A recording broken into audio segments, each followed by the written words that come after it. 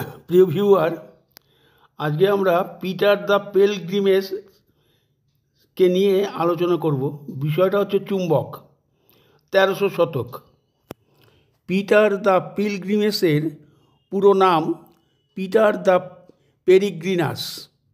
ছিলেন 1300 শতকের ফরাসি দেশের মারিকোর্টের একজন ক্রুসেডার, পরীক্ষক ও একজন প্রযুক্তিবিদ।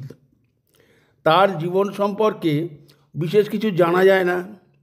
তিনি অঞ্জুর চার্লস এর সেনাবাহিনীর একজন ইঞ্জিনিয়ার হিসেবে কর্মরত ছিলেন।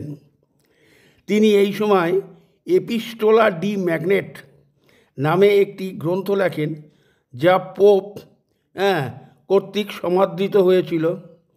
তার সমসাময়িক রজার বেকন গ্রন্থটির যথেষ্ট প্রশংসা করেছিলেন। এই গ্রন্থটি দুটি ভাগে বিভক্ত।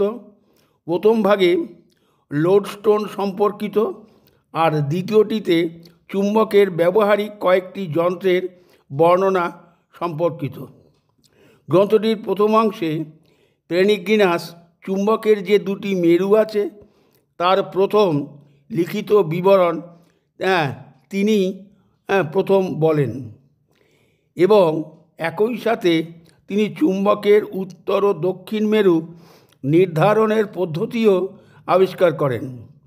তিনি চুম্বকের একে অপরের উপর যে প্রভাব থাকে তাও বর্ণনা করেন। তিনি বর্ণনা করেন যে চুম্বকের একই মেরু পরস্পরকে বিকর্ষণ করে এবং বিপরীত মেরু একে অপরকে আকর্ষণ করে। তার গ্রন্থের দ্বিতীয় অংশে তিনি চুম্বকের ব্যবহারিক প্রয়োগের কথা বর্ণনা করেছেন। তিনি ভাসমান কম্পাসকে সাধারণ ব্যবহারের একটি যন্ত্র হিসাবে বর্ণনা করেছেন। তিনি কিছু বিশদ বর্ণনার সাহায্যে নতুন পিভট কম্পাসেরও প্রস্তাব করেছেন।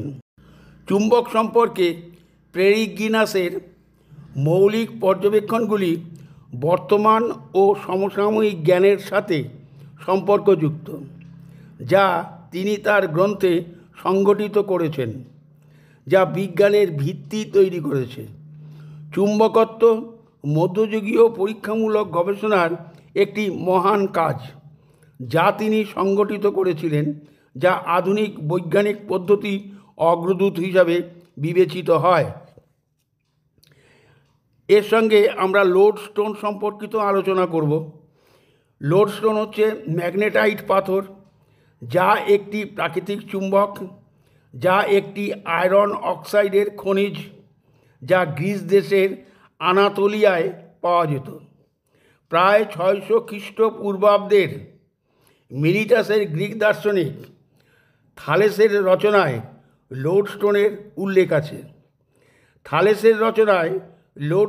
উল্লেখ আছে। সুতরাং প্রাচীন গ্রিসেরা এই ম্যাগনেটাইটের আবিষ্কারক।